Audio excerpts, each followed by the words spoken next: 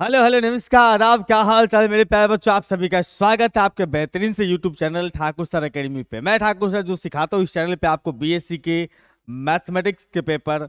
और आज हम फिर आपका स्वागत करते हैं इस प्यारे सेशन के अंदर में। और आज हम लोग डिस्कस करने आए हैं बेहतरीन सा पीवाईक्यू। तो मेरे प्यारे बच्चों आज शुरुआत करते हैं हम लोग यहाँ पर मॉडर्न अलजेब्रा। शुरुआत करते हैं हम लोग यहाँ पर मिथिला यूनिवर्सिटी दरभंगा का जो एग्जामिनेशन होता है उसके अंदर में मॉडर्न अलजेब्रा एक अहम पेपर है। पेपर 6 में आता है, ये पेपर 6 में है, यानी कि कुल मिलाकर के यहाँ से आपको 90 नंबर का थ्योरेटिकल पोर्शन आता है। बाकी भाई भा रह गया तो आप समझते ही हैं। और ये modern algebra BSc third year में अवेलेबल है। बीएससी पार्ट 3 का है, यानी फाइनल ईयर का, जिसका एग्जामिनेशन देने के बाद आप ग्रेजुएट हो जाएंगे। और आज का सेशन डेडिकेटेड है 2020 के पीवाईक्यू को लेकर। कौन सा? 2020 के पीवाईक्यू। ठीक।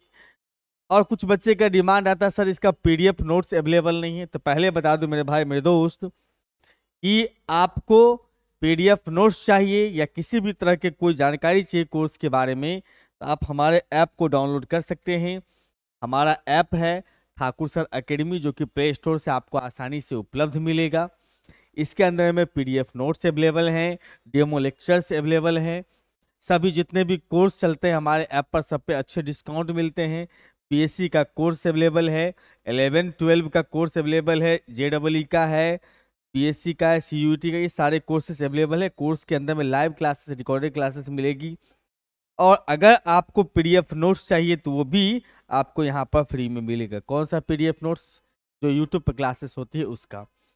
किसी भी तरह के इंक्वायरी अगर करना है, किसी भी तरह के कोर्स के बारे में जानकारी अगर लेना है, तो आपके लिए ये हेल्पलाइन नंबर है। इस नंबर पर कॉल कर सकते हैं 9155545177। इस नंबर पे आप कॉल कर सकते हैं। इस नंबर पर कॉल करने के बाद आप किसी भी कोर्स के बारे में जानकारी ले सकते हैं। किसी भी तरह की समस्या हो रही हो तो 9155545177 कॉल या व्हाट्सएप कर सकते हैं। तो शुरुआत करते हैं सबसे पहले क्वेश्चन से। सबसे पहला क्वेश्चन से आगाज करते हैं हम लोग। सबसे पहला क्वेश्चन आपके पास है मॉडर्न अलजेब्रा 2020 का कि prove that the set of all automorphism of a group form a group with respect to composition composite composition. मतलब सेट ऑफ ऑल ऑटोमॉर्फिज्म जो होता है वो एक खुद ग्रुप बनेगा जब उसके अंदर में ऑपरेशन के रूप में कंपोजिशन ऑफ फंक्शन या कंपोजिट फंक्शन को यूज किया जाए। मतलब कंपोजिट फंक्शन का इस्तेमाल करके प्रूफ करना है कि set of all automorphism is a group. हमने यहां पर से मान लिया भैया, देखो एजी जो है अपने पास में वो है set of all automorphism of a group. मतलब F set of all automorphism का मतलब सेट ऑफ फंक्शंस होता है। Set of functions F such that F is an automorphism. आप जानते हैं ऑटोमॉर्फिज्म किसको बोलते हैं? तो फंक्शन वन वन होता हो, वन वन ऑन्टो होता हो और कंपोजिशन को सेटिस्फाई करता हो। मतलब ए इंटू बी पर एफ ए इंटू एफ बी बन जाता है। इस केस को बोलते हैं हम लोग ऑटोमॉर्फिज्म। तब हमें प्रूव करना है सर एजी जो है set of automorphism with respect to composition of a function as composition. मतलब ऑपरेशन ग्रुप में से प्लस माइनस इस्तेमाल करते हैं। यहाँ पर हम लोग कंपोजिट फंक्शन का इस्तेमाल करेंगे। एफ ओ जी जी ओ एफ सब जो पढ़ते हैं आप उसका इस्तेमाल करके यहाँ पर प्रूफ करना है आपको। ठीक है बंधु। तो ग्रुप प्रूफ करना है तो इसका मतलब आपको यहाँ पर 4 कंडीशन को प्रूफ करना होगा। Closure, associative, existence of identity and existence of inverse. ये चारों कंडीशन को आप प्रूफ दिखा दिए, एजी के अंदर में अवेलेबल है तो एजी ओजी बन जाएंगे और जो है वो ग्रुप बन जाएगा। तो सबसे पहले शुरुआत करते हैं यहां पर से sir for closure law. F और जी दो एलिमेंट लिया हमने एजी का, जिसमें एफ और जी क्या है सर? वन वन है। एकदम क्लियर कंसेप्ट रहता है कि भैया एजी का मेंबर है तो वन वन ऑन्टो तो होगा ही। कंपोजिट फंक्शन जो होता है उसका कंपोजिट फंक्शन एफ ओ जी वो भी 1 1 ऑन 2 होता है। ये सब 12th स्टैंडर्ड में आपको सिखाया जाता है कि एफ और जी 1 1 है तो कंपोजिट फंक्शन भी 1 1 होगा। और ए बी का जो प्रोडक्ट होगा एफ ए बी जो होगा वो एफ ए इंटू एफ पी बन जाएगा, G A B G A into G B बन जाएगा। ये सारी बातें यहाँ से उठ के आ रही है, ये दोनों बातें आप देख रहे हो, इस दोनों बातें, ये दोनों चीज हमेशा काम करेगा। जब कभी भी ए जी का मेंबर उठाओगे, मतलब एफ मतलब फंक्शन उठाओगे ए जी का मेंबर, तो हमेशा इनबिल्ट रहेगा उसके अंदर में 1 1 on 2 and f a b बराबर एफ ए एफ बी। ठीक है सर, तो हमें क्लोजर लॉ प्रूफ करना है। तो क्लोजर लॉ का मतलब होता है कि इसका जो कंपोजिट फंक्शन होगा वो भी उस कंडीशन को सेटिस्फाई करता है। तो देखो एक बात तो है कि भाई इसका कंपोजिट फंक्शन जो है ये एफ ओ जी ये तो हो गया 1 1 ऑन 2, एक बात तो तय हो गया। हमें ये प्रूफ करना है कि एफ और जी ए जी का मेंबर, तो एफ ओ जी भी ए जी का मेंबर हो।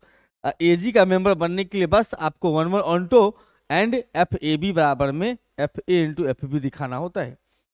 अच्छा, इसका मतलब आप यहां से ये कह सकते हो कि एफ और जी दो मेंबर है किसका, ए जी का। एफ एंड जी जो है वो 1 1 ऑन 2 है, कंपोजिट फंक्शन भी इसका 1 1 ऑन 2 होगा। ये आप 12th स्टैंडर्ड में पढ़ चुके हैं। अब हम बात इसमें करने वाले हैं कि F O G A B में F O G A into F O G B बन जाए तो भैया ये ए जी का मेंबर हो जाएगा एफ ओ जी, बात खत्म। हमने इसके सामने ए बी डाल दिया, ये जो ए बी है होता है वो पहले जी के पास जाएगा। आप एकदम बचपन में पढ़े होंगे, यही 12th स्टैंडर्ड में एफ ओ जी के सामने अगर एक्स होता है, इसका मतलब एफ ऑफ जी एक्स लिखा जाता है। इसको क्या लिखा जाता है, एफ ऑफ जी एक्स लिखा जाता है। मतलब जी एक्स जो है पहले जी के साथ मुलाकात करेगा। एफ ओ जी ए सॉरी यहाँ पर तो ये ए भी चला गया जी के पास, अब ये दो पार्ट में खुल जाएगा, G A into G B, दो पार्ट में खुल गया।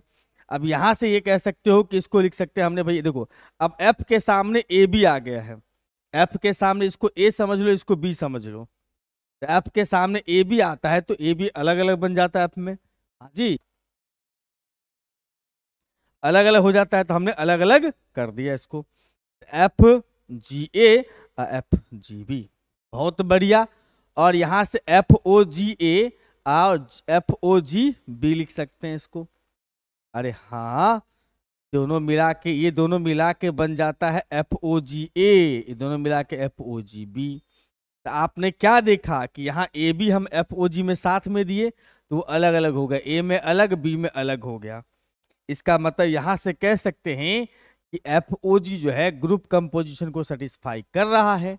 तो 1 1 ऑन 2 पहले से था, ग्रुप कंपोजिशन सेटिस्फाई कर रहा है, इसका मतलब बिलोंग्स करता है ए जी से। इसका मतलब हम कह सकते हैं closure law satisfied, closure law satisfy करता है।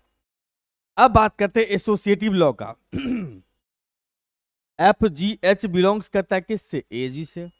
यहाँ पर वही प्रूफ करना है, f O g of h जो है ये कंपोजिट फंक्शन जो होता है एफ ओ जी ओ एच या एफ ओ जी ओ एच या एफ ओ जी ओ एच, ये भी 1 1 ऑन 2 होता है। ये अंडरस्टूड, 12th क्लास की कहानी है इसमें।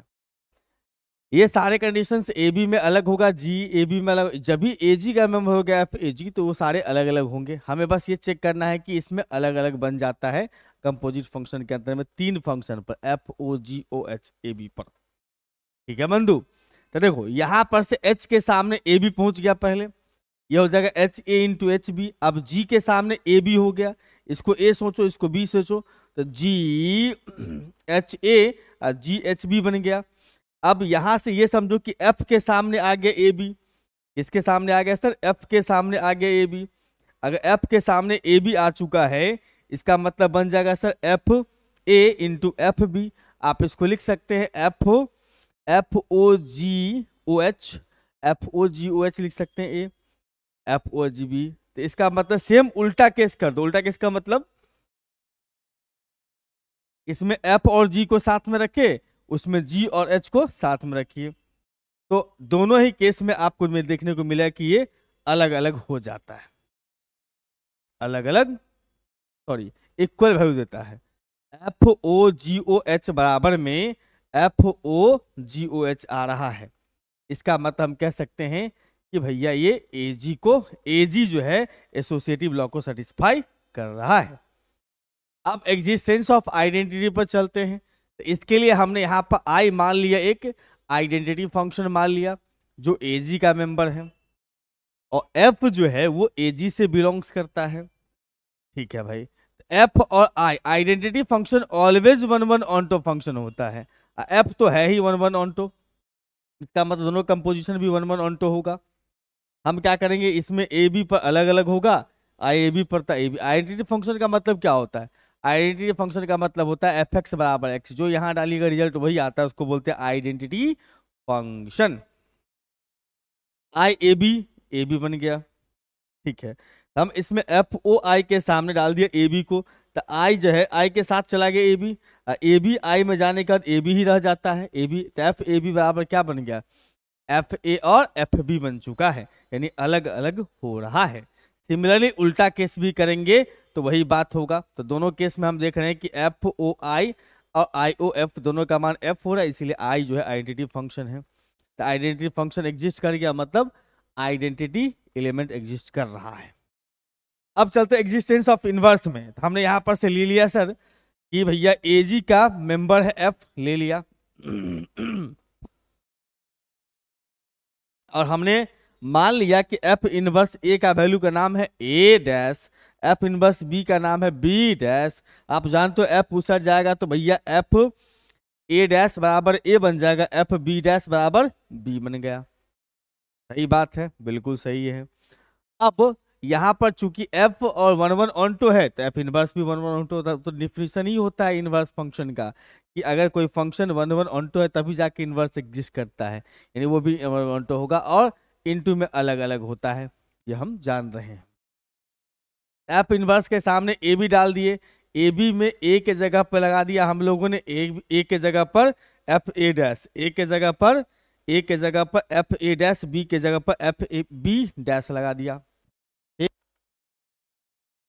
अब उसके बाद क्या करेंगे सर, इसको हम लोग साथ कर लिए, क्योंकि एफ कहता है अलग अलग कर सकते हैं, इनटू में होता है तो अलग अलग कर दिया। अलग अलग हो तो साथ भी लिख सकते हैं, अच्छा साथ लिख दिया मैंने इसको, या अलग अलग था दोनों को हमने साथ कर दिया यहाँ पर आके। अच्छा अब एफ और एफ इनवर्स ओ एफ लिख सकते हैं, इसको होता है कंपोजिट फंक्शन के रूल के हिसाब से। ये ए डैश बी डैश रह गया, तो आप यहां से ये कह सकते हो कि एफ इनवर्स एफ जो होता है वो आइडेंटिटी फंक्शन होता है। कैसे समझते हैं सर कैसे समझते हैं, तो ये तो प्रॉपर्टी है इसका इनवर्स का, आइडेंटिटी फंक्शन हुआ था भैया कितना आ गया ए डैश बी डैश। ए डैश बी डैश को हम बोल सकते हैं, ए डैश बी डैश को हम बोल सकते हैं मेरे भाई f a inverse f b inverse, f a inverse f b inverse.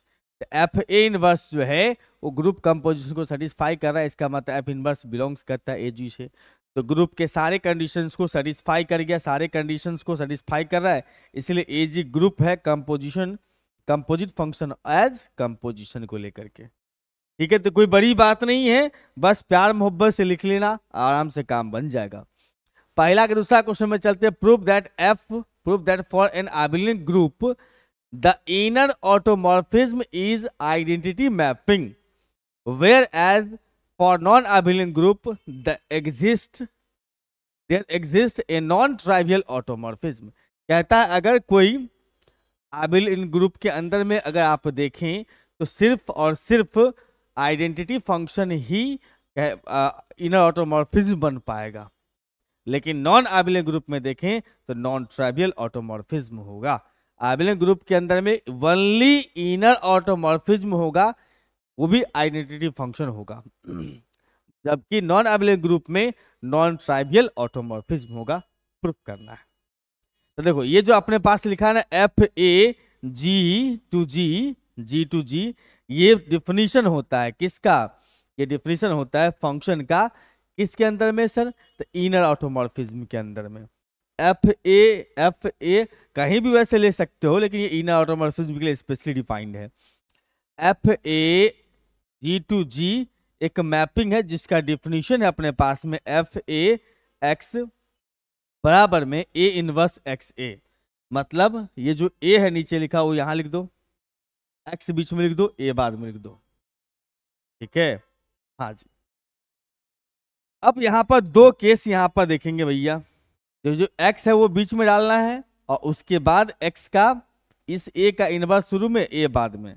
पहले बात करेंगे g जब क्या हो आइबेलियन ग्रुप। आइबेलियन ग्रुप का मतलब होता है दो एलिमेंट g से लेंगे तो कम्यूटेटिव लॉ को सेटिस्फाई करता होगा, a b बराबर b a लिख सकते हैं। ये आइडेंटिटी फंक्शन कहानी है। एफ ए एक्स बराबर लिख सकते हैं A inverse A X, A inverse X A. हमने इस दोनों को साथ कर दिया, चूंकि ये आबिलियन है तो इसको उल्टा खेला जा सकता है। आपको जो नहीं कि ए बी बराबर बी ए हो, उसमें अगर ए एक्स बराबर लिख सकते हैं तो बी एक्स लिख सकते हैं। हमने इसको उल्टा ए एक्स बराबर में एक्स ए लिख सकते हैं। एक्स एक्स अगर यहाँ पर ए बी लिखा बराबर बी ए कर सकते हैं, इसका मतलब ए एक्स बराबर एक्स ए लिख सकते हैं।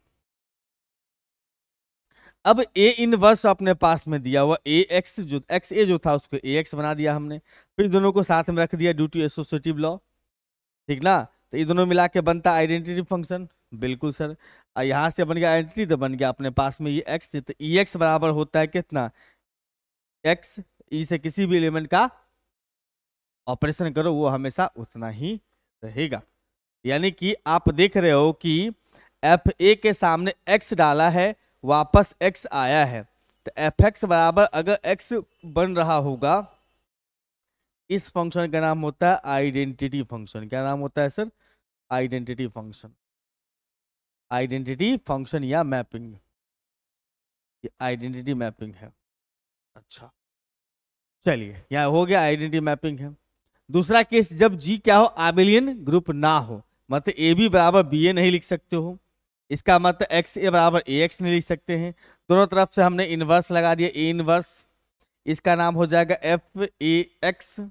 इसका हमने दोनों को साथ कर दिया तो ई एक्स आ गया, ई एक्स का मतलब एक्स आ रहा है, इसका मतलब क्या चीज है भाई, एफ ए एक्स बराबर एक्स आ गया।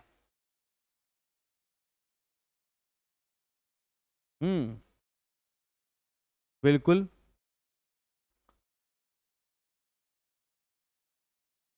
सॉरी, इक्वल नहीं आया, नॉट इक्वल आया। नॉट इक्वल चल रहा है ना, वहां हम जाके इक्वल पढ़ दिए। अच्छा अच्छा, ई एक्स जो है एक्स आया, इसका मतलब ये क्या हुआ, आइडेंटिटी नहीं है, नॉट आइडेंटिटी है। F A X not equal to F X आया, sorry F A X not equal to X आया, इसका मतलब ये आइडेंटिटी मैपिंग नहीं हुआ। आइडेंटिटी होता है वो एफ ए एक्स बराबर एफ एक्स। इसका मतलब कह सकते हैं कि F A is non trivial automorphism. ठीक है भाई, हाँ चलिए अगले क्वेश्चन पर चलते हैं। यहाँ पे कह रहा है कि prove that every group of prime order is cyclic. जितना भी ग्रुप होता है सर प्राइम ऑर्डर का, वो सारे ग्रुप क्या होते हैं, साइक्लिक होते हैं। प्रूफ करना है। साइक्लिक का मतलब होता है यहाँ पर कि हर एक एलिमेंट जी के हर एक एलिमेंट को उसी के किसी एक एलिमेंट के पावर के फॉर्म में लिख सकते हैं, एक्सेप्ट यानी छोड़कर आइडेंटिटी एलिमेंट। जिस एलिमेंट के पावर के फॉर्म में उसको लिख सकते हैं, उस एलिमेंट को उसका जनरेटर कहते हैं। क्या कहते हैं, जनरेटर। वो फुक फुक वाला जनरेटर नहीं, जनरेटर मतलब जिसके वजह से उस ग्रुप का निर्माण हुआ, जिसके वजह से उसके ग्रुप के एलिमेंट को पावर के फॉर्म में लिख सकते हैं वो। चलिए यहाँ पर से जी क्या है सर, एक फाइनाइट ग्रुप है जिसका ऑर्डर जो है आपको प्राइम नंबर पी है। हमने मान लिया कि ग्रुप जी जो है वो फाइनाइट ग्रुप है जिसका ऑर्डर कितना है, पी है, पी लेकिन प्राइम नंबर है। तब हमें प्रूफ करना है कि जी जो है वो साइक्लिक ग्रुप होगा। ठीक है, इसका मतलब यहाँ पर since G is a group of prime order लिखा अपने पास में, माना हमने कि जी क्या प्राइम ऑर्डर का ग्रुप है, प्राइम ऑर्डर ग्रुप है, इसका मतलब G must contain at least 2 element.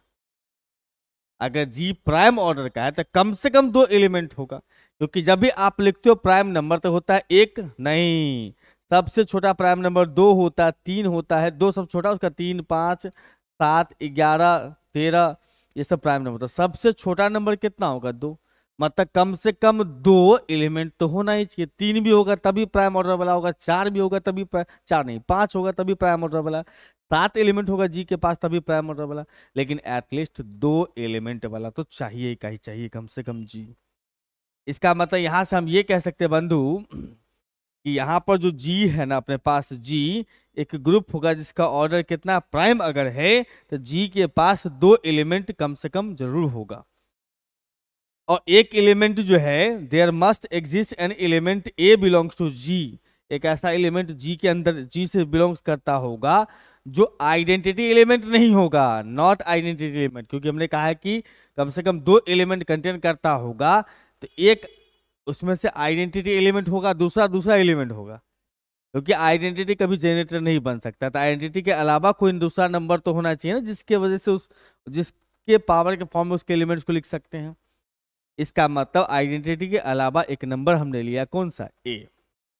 ठीक है, ए यहां पर आइडेंटिटी एलिमेंट नहीं है, तो इसका मतलब ऑर्डर ऑफ ए कितना होगा सर, 2 या 2 से ज्यादा, कि नहीं? हाँ जी। तो हमने यहां पर से ऑर्डर जो उसका मान लिया कितना, m, ए का ऑर्डर मान लिया हमने m।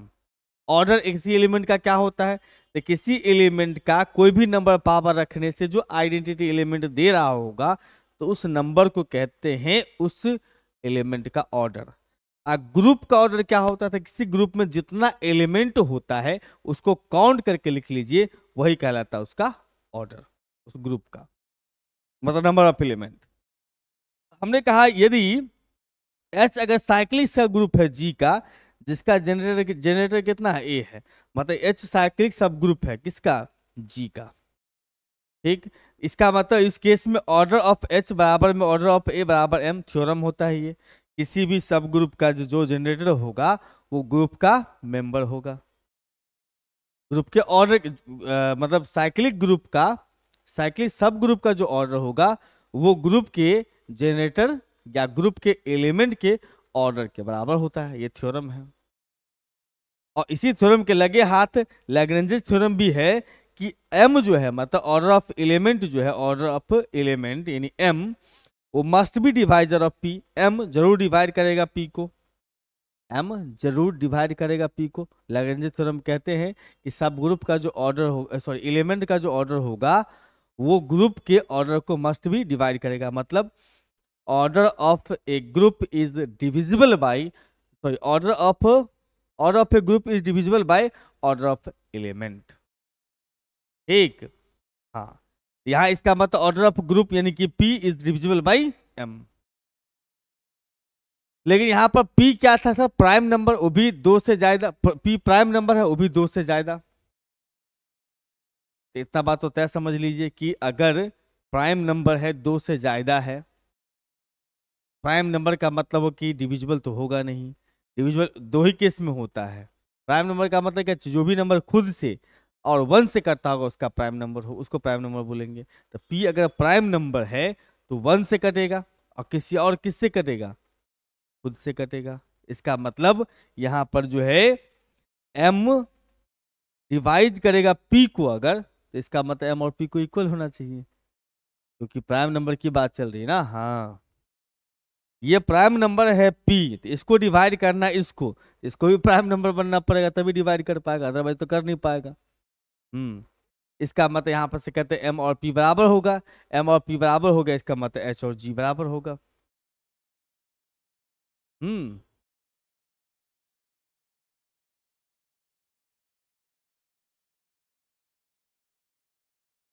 ठीक है, चलिए, इसका मतलब यहाँ पर से H क्या था, साइक्लिक ग्रुप था, तो साइक्लिक ग्रुप सबसेट है किसका, G का, तो वो भी क्या होगा, साइक्लिक ग्रुप होगा जिसका जनरेटर A होगा। सब ग्रुप अगर साइक्लिक है तो ग्रुप भी साइक्लिक होगा। आइए सर अगले क्वेश्चन पे आते हैं। इस क्वेश्चन में कह रहा है हमें कि अगर आप प्रूफ करिए कि G अगर एलिमेंट है, G क्या है सर, G क्या है सर, G एक ग्रुप है ऑफ ऑर्डर P का power M if Z not equal to E where P is a prime order। Z बराबर E नहीं होगा, Z मतलब सेंटर ऑफ ग्रुप E के बराबर नहीं होगा जब P प्राइम नंबर हो। मतलब किसी ग्रुप का ऑर्डर अगर P का पावर N है, अगर यहाँ पर से P प्राइम नंबर है तो सेंटर ऑफ ग्रुप का भी आइडेंटिटी एलिमेंट नहीं होगा। ये प्रूफ करना है। तो हमने यहाँ पर से हम जानते हैं क्लास इक्वेशन पढ़े हुए थे, क्लास इक्वेशन प्रूफ के 2018 वाला में कि OG बराबर में OZ प्लस में sigma a does not belongs to Z और OG बट्टा में कितना ONA। ये फार्मूला क्लास इक्वेशन का है। X अगर बिलोंग्स करता है G से और NA क्या है सर, सब ग्रुप है। X बिलोंग्स करता है G से, NA क्या है सर, सब ग्रुप है। ठीक है, तो ONA जो है वो क्या होगा, ONA जो होगा वो क्या होगा सर, डिवाइड्स करेगा किसको, ओजी को। ONA डिवाइड्स ओजी, अरे सब ग्रुप, नॉर्मल सब ग्रुप के जो नंबर ऑफ एलिमेंट होंगे वो ग्रुप के एलिमेंट को डिवाइड करेगा, ठीक है। लेकिन यहाँ कहता है ए बिलोंग्स नहीं करता है जेड से, इसका मतलब हम ये कह सकते हैं कि NA के पास जो मेंबर होगा वो OG से कम होगा, बिल्कुल सर। ONA जो होगा must be in the form, उसको हम लिख सकते हैं P के पावर NA के फॉर्म में, P के पावर के फॉर्म में। जो नंबर ऑफ एलिमेंट इसके पास है वैसा ही फॉर्मेट इसके पास भी होगा। इस OG के पास जो नंबर ऑफ एलिमेंट्स है वो कितना है, P का पावर NA है, उसी के फॉर्मेट में ये भी होगा। जहां पर NA का वैल्यू 1 से बराबर है बट 1 से छोटा है, इसका मतलब यहां से कह सकते हो ये जो अपने पास है ये वैल्यू OG, उसके जगह P के पावर N लिख दिया। अब बाकी ये जो अपने पास है ठीक है, OG बटा ON लिखना, तो OG का वैल्यू P के पावर N है, ONA का वैल्यू हमने माना है P का पावर NA, ठीक है। हमने यहाँ पर से इसको भेज दिया भाई साहब इधर, तो माइनस कर लिया आकर के। तो अब ये बताओ कि P डिवाइड्स करता है P के पावर N को, ये नंबर P से डिविजिबल है, बिल्कुल सर। और इसका मतलब जो है, अच्छा ये भी है, इसका मतलब क्या कि सर ये भी समझो P डिवाइड्स करते हैं P के पावर M को, इसका मतलब ये कह सकते हैं कि इसको भी डिवाइड करेगा, इसको भी डिवाइड करेगा, इसको भी डिवाइड करेगा, बिल्कुल। इसका मतलब हम यहाँ पर से कह सकते हैं कि P डिवाइड्स करता होगा सिग्मा को, मतलब सिग्मा को भी डिवाइड करता होगा, क्योंकि सब में P इन्वॉल्व है तो P से कटेगा, ठीक है। इसका मतलब P डिवाइड्स करेगा OZ को, मतलब ये जो वैल्यू आ रहा है वो अगर मान लो P से डिविजिबल है, ये जो नंबर है वो 5 से कटता है, मान लो 25 आ गया तो 5 से कटता है, इसका मतलब OZ को ही तो बोलेंगे 5 से कटता है, हाँ OZ का ही तो मान है वो। तो OZ बराबर में 0 नहीं होगा, नहीं, not equal to 0, and OZ is a positive integer, OZ कभी 0 नहीं होगा। क्यों नहीं होगा 0, भैया देखो ये दोनों इक्वल होने की बात ही नहीं कर सकता है, ये दोनों सेम होने की बात ही नहीं होगा, ये P का पावर N है, ये सिग्मा P का पावर N है, इस सिग्मा समेशन से जो वैल्यू आएगा वो तभी दोनों कभी भी इक्वल नहीं होगा, मतलब OZ बराबर हम 0 नहीं कह सकते हैं, जो भी होगा पॉजिटिव इंटीजर। और पॉजिटिव के साथ साथ डिविजिबल भी होगा किससे, P से, क्योंकि सारा वैल्यू P से डिविजिबल है। इसका मतलब हम कह सकते हैं यहाँ पर से कि Z के पास एक से ज्यादा मेंबर होगा वो, लेकिन identity element, exactly identity element नहीं आएगा, ये ऐसे, ये ब्रैकेट छोड़ दिया भाई साहब ने, मतलब यहां पर से अगर कहा जाए तो exactly identity element, identity set नहीं आएगा, उसके अलावा और भी हो सकता है, तो एक से ज्यादा एलिमेंट होगा जो कि आइडेंटिटी सेट के बराबर नहीं हो। चलिए बात, यस सर, आगे बढ़ते हैं। आइए कुछ क्वेश्चंस ऐसे भी मिलेंगे यहाँ देखने को जो पहले हमने इसको करवा दिया है, तो आप लोग भी वहीं से हेल्प लीजिएगा, दोबारा बताने कोई मतलब नहीं बनता है, हम एक ही चीज को 75 बार पढ़े क्या फर्क पड़ता है। साइलो ग्रुप का थ्योरम जो है आपको प्रूफ करना है, स्टेट एंड प्रूफ, जो कि 2018 का PYQ आप देखे होंगे, उम्मीद करता हूं देख लिए होंगे, तो उसमें हमने क्वेश्चन नंबर 3 करवाया है, साइलो ग्रुप साइलो थ्योरम का स्टेटमेंट क्वेश्चन नंबर 3 2018 में करवा दिया है, वहां सॉल्व कर लिए होंगे, तो उसी 2018 का जो सॉल्यूशन जहां लिखे हुए हैं वहीं ऊपर मेंशन कर दिए भैया ये 2020 में भी आया है, कहीं 2022 में भी आ गया तो भैया 3 जगह मेंशन हो जाएगा, तो 2024 में ऑटोमेटिक लिख लेना कि आ ही जाएगा। स्टेट एंड प्रूफ, ये सब क्वेश्चन बड़ा आसान सब है और खूब रिपीट करने वाला क्वेश्चन है।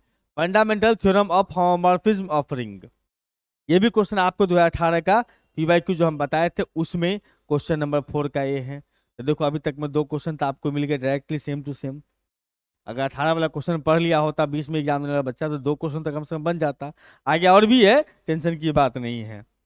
अभी यहाँ पर से आगे और भी क्वेश्चन से मुलाकात करवाते, टेंशन मत लो, जो क्वेश्चन पीछे से रिपीटेड है, लोग डरता रहता है मॉडल अलजेब्रा से या किसी बुक से थर्ड ईयर में डरता है सर कैसे बेड़ा पार होएगा, टेंशन नहीं लेना है। इतना बात तो तय है कि एग्जामिनेशन में जो क्वेश्चन पेपर आता है उसके कुछ पार्ट ऐसे होते हैं एग्जामिनेशन में जो आप आसानी से बना सकते हैं, बस उस पार्ट को ढूंढना है, हमें उसको शिकार करना है जिसका चालाकी से शिकार किया जाए और बड़ी कम खर्च में शिकार किया जा सकता है, हम वही काम करेंगे। आज के डेट में चाइना पर सब क्यों डिपेंडेंट है, क्योंकि चाइना बहुत कम कॉस्ट में बहुत अच्छे अच्छे प्रोडक्ट बना के देता है, इसीलिए चाइना पर डिपेंडेंट है लोग। बस वही चीज कम एक्सपेंस करने पर आपको ज्यादा प्राप्त हो, ऐसे काम करेंगे। कम मेहनत करना पड़े, नंबर ज्यादा मिले, ऐसे ऑपरेशंस करना है, मतलब ऐसे काम करने हैं आपको। ऐसे क्वेश्चन सेलेक्ट कीजिए, एग्जाम में लिखिएगा वही। कहता prove that kernel of homomorphism of ring r into ring s is an ideal. ठीक है, मतलब कर्नल ऑफ होमोमॉर्फिज्म जो होता है, ठीक है, वो आइडियल होगा। चलिए, हमने यहां पर से एफ एक फंक्शन कंसीडर कर लिया, आर टू आर डैश, ये होमोमॉर्फिज्म है। ठीक है, होमोमॉर्फिज्म है। जीरो और जीरो डैश आइडेंटिटी एलिमेंट है, मतलब जीरो जो है सिर्फ जीरो वो आर का आइडेंटिटी एलिमेंट है, और जीरो डैश आर डैश का आइडेंटिटी एलिमेंट है। इसका मतलब एफ जीरो बराबर जीरो डैश, जीरो का इमेज हुआ जीरो डैश। कर्नेल का, कर्नेल जो है, कर्नेल एस का नाम रखा कर्नेल है, kernel of homomorphism of ring r into the ring s, into a ring s is an ideal, मतलब कर्नेल ही आइडियल बनता है। तो हमने एस बराबर कहा कि भाई कर्नेल ऑफ एफ है, इसका मतलब कह सकते हैं कर्नेल का मतलब ही होता है उस सभी एलिमेंट्स का सेट लिखो जिसका इमेज जीरो आता हो, आइडेंटिटी एलिमेंट आता होगा। हमने यहां पर से कहा कि एक्स बिलोंग्स टू आर, उसका इमेज जो है वो कितना आता है, जीरो आता होगा। ठीक है, ए और बी दो एलिमेंट लिया हमने एस से, दोनों ही एस का मतलब कर्नेल का मेंबर, कर्नेल का मेंबर जिसका इमेज कितना आता होगा, जीरो डैश, ये कंफर्म है। जीरो डैश इसका इमेज आएगा, वही कर्नेल का मेंबर होगा। अब यहां से एफ ए माइनस बी निकाले, एफ ए माइनस बी को कैसे ब्रेक करेंगे, तो ए माइनस बी डायरेक्टली नहीं ब्रेक करेंगे, इसको ए प्लस माइनस बी कर देंगे, एफ ए, फिर कितना हो जाएगा एफ माइनस बी, माइनस बाहर आ जाता है। वैसे डायरेक्टली लिख सकते थे, लेकिन थोड़ा सा ड्रामा करना जरूरी है, प्रूफ कर रहे हो ना, है। तो एफ ए का value zero dash, f b का वैल्यू भी कितना जीरो डैश है, तो दोनों का वैल्यू जीरो डैश आ रहा है, इसका मतलब value f a minus b का वैल्यू किसके बराबर हो गया, a minus b, sorry zero के बराबर। अगर इमेज इसका एफ ए माइनस बी, मतलब ए माइनस बी का इमेज जीरो डैश हो रहा है, इसका मतलब ए माइनस बी किसका मेंबर होगा, एस का मेंबर होगा। ए माइनस बी किसका मेंबर होगा, एस का मेंबर होगा। ठीक है भाई, अब एक्स बिलोंग्स करता है आर से, ठीक, ए एफ ए एक्स निकालेंगे, एफ ए एक्स का मतलब हुआ F A into F x, into में अलग अलग हो जाता है, इंटू में अलग अलग होता है, होमोमॉर्फिज्म है ना, हाँ जी। ये बन गया जीरो डैश, जीरो डैश का मतलब जीरो ही है, बस इमेज वाला जीरो है, जो हमारे पास जीरो डैश, जीरो डैश हो गया, इसका मतलब ये जो मेंबर है अपने पास में वो बिलोंग्स करे किससे, कर्नेल से, मतलब एस से। फिर सिमिलरली एक्स ए में भी चलेंगे तो वही बात, एक्स ए बिलोंग्स करता है एस से। तो आपने क्या देखा कि ए बी एस का मेंबर है तो ए माइनस बी एस में हो, ए और बी एस का मेंबर, एक्स अगर एस आर का मेंबर है तो ए एक्स और एक्स ए दोनों एस का मेंबर हो गया, तो ये आइडियल के डिफिनीशन को सेटिस्फाई करता है। यही डिफिनीशन है आइडियल का, दो मेंबर उठाते हो एस से, दोनों का डिफरेंस एस में हो, और लेफ्ट राइट प्रोडक्ट जो है उसका लेफ्ट आइडियल और राइट आइडियल जो है वो दोनों एस के अंदर में हो, तो उस केस में क्या लगा एस आइडियल। आइए देखिए फिर से क्वेश्चन रिपीट हो गया, तीसरा क्वेश्चन हमारे सामने रिपीटेशन वाला है। Prove that every integral domain can be embedded in the field या इनटू ए फील्ड। ये भी क्वेश्चन 2018 का देखोगे तो पीवाईक्यू दिया हुआ है, उसमें 5वां क्वेश्चन हमने बताया जो है पीवाईक्यू 2018 का, उसमें 5वां क्वेश्चन है। 3 क्वेश्चन आसानी से बन जाएंगे आपके, ये फुल मार्क्स का क्वेश्चन है। हाँ आइए सर, अब अगला कहानी अपने पास में है सर, इसमें prove state and prove essential condition. Essential condition का मतलब हो गया मेरे भाई जरूरियात कंडीशन, ठीक है। जरूरियात यहाँ पर कंडीशन बताना है किसके लिए, इरिड्यूसिबल ऑफ पॉलिनोमियल्स, मतलब पॉलिनोमियल अगर रिड्यूसिबल ना हो तो उसके लिए जरूरी शर्त क्या होगा। इरिड्यूसिबल का मतलब होता है तोड़ सकते हैं, इरिड्यूसिबल का मतलब तोड़ नहीं सकते हैं। स्टेटमेंट क्या कहता है इनका, स्टेटमेंट ये है कि मान लो एफ एक्स बराबर पॉलिनोमियल वाला A naught A one X plus A two X square plus up to N X का पावर एन है, ये non zero polynomial over Z है, मतलब इंटीजर्स पे डिफाइन किया हुआ है। If there exist a prime number P such that P divides all A's, मतलब जितना भी कोफिशिएंट है सबको पी डिवाइड करता है, पी प्राइम नंबर है, except a n and p square does not divide a not, मतलब सिर्फ इसको छोड़ के बाकी सभी को पी डिवाइड करता है, और पी स्क्वायर जो है वो इसको डिवाइड नहीं करता है, किसको, ए नॉट को, मतलब ए एन को पी डिवाइड नहीं करता है, ए नॉट को पी का पी स्क्वायर डिवाइड नहीं करता है। Then F x is irreducible over the rationals Q, मतलब रेशनल नंबर पे ये डिफाइन कर रहा है बात। तो चलिए भाई, यहां पर केस 1 पहला केस में हम लेके चले। पहला केस में अपने पास में क्या है, when F x is a primitive, मतलब ओरिजिनल फंक्शन है तब। If possible let F x is reducible over Q, हमने मान लिया कि एफ एक्स का रिड्यूसिबल है, कह रहा नहीं लेकिन माना है, बाद में बोलेंगे कंट्राडिक्शन है, जो मान लिए थे वो गलत हो गया, हम नाराज हो गए। ऐसा तो चलते रहता है थर्ड ईयर में है। By Gauss theorem if f x is reducible over q then F x is reducible over z x, मतलब अगर रेशनल नंबर पर रिड्यूसिबल है तो वो एफ एक्स इंटीजर्स पॉलिनोमियल पर भी रिड्यूसिबल होगा। It factors as the product of two polynomials hx and gx having integers coefficient, मतलब fx को अगर हम तोड़ेंगे ये दो पार्ट में ब्रेक होगा।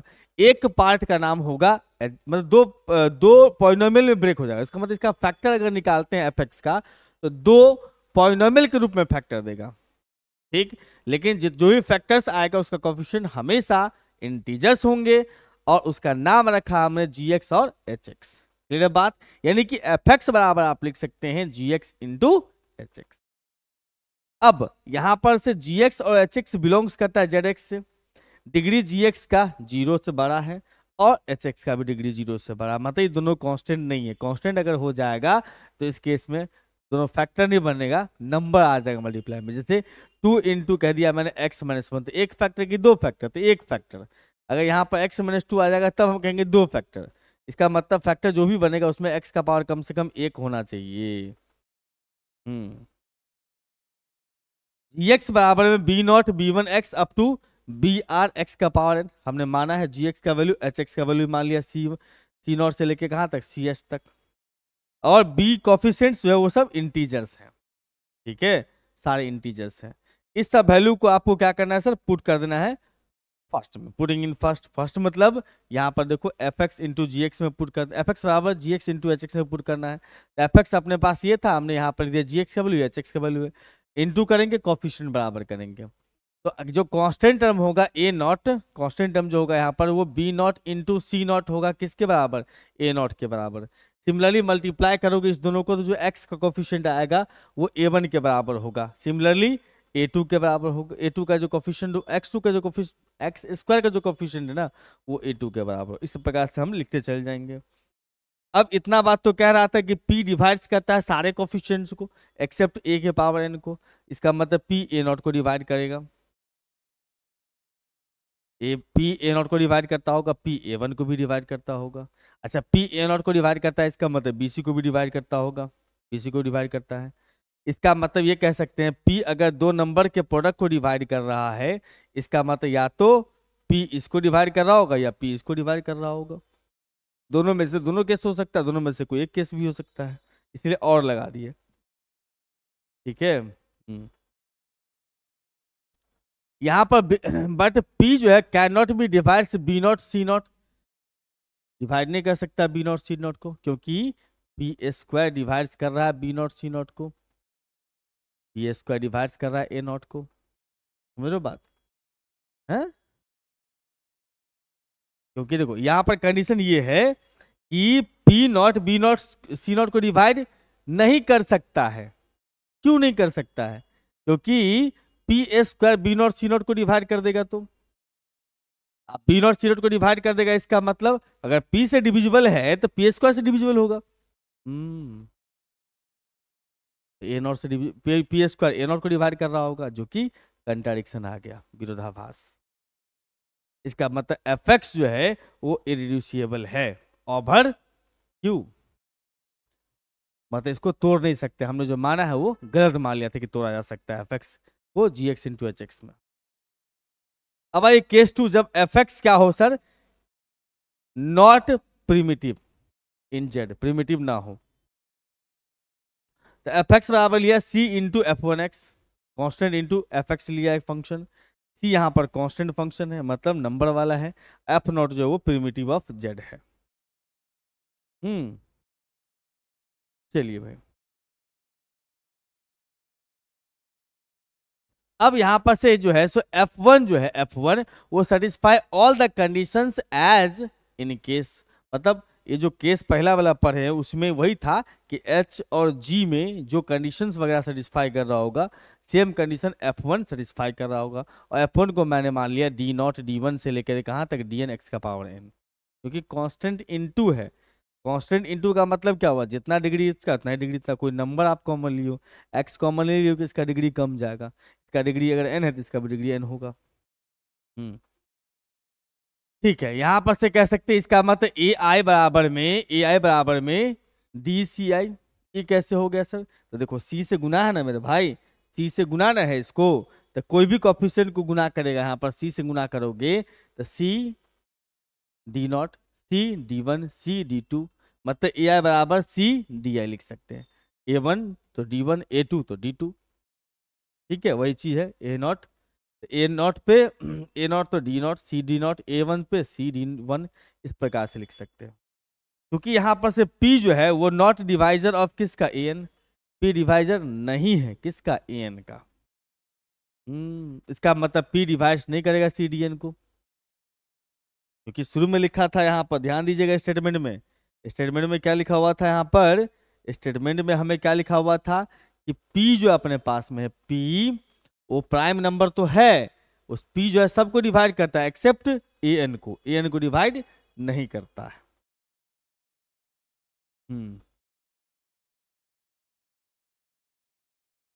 तो P ए एन को डिवाइड नहीं करता है, इसका मतलब P डी सी एन को डिवाइड नहीं करेगा क्योंकि एन बराबर डी सी एन, इसका मतलब P डिवाइड नहीं करता होगा ना C को ना D को।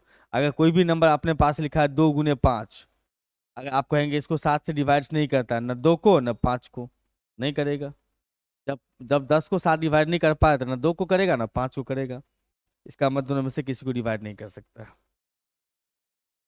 Also P not divides C and P not divides A naught A one से अप टू ए एन तक, एन माइनस वन तक, क्योंकि क्योंकि क्योंकि ए नॉट मतलब सी डी नॉट है, इसको डिवाइड नहीं कर रहा है इसको, इसका मतलब सी को डिवाइड करेगा ना डी नॉट को, मतलब ए नॉट को भी डिवाइड नहीं कर रहा होगा, सी को डिवाइड नहीं करेगा।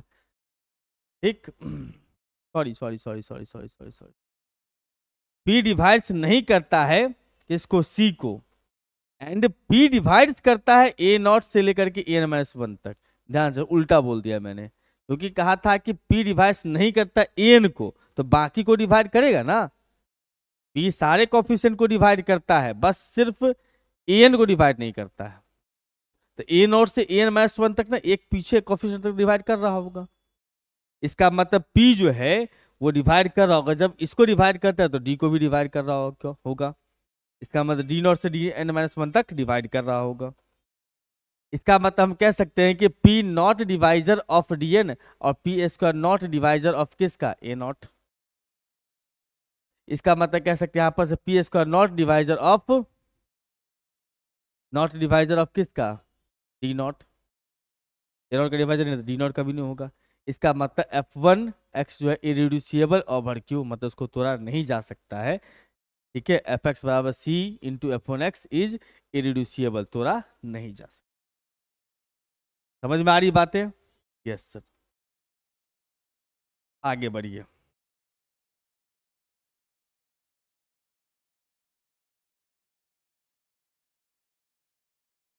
कह रहा है इसमें prove that necessary and sufficient condition for a non empty subset W of a vector space BF to be subspace over F where AB belongs to F, alpha beta belongs to W, that implies A alpha plus B beta is belongs to W।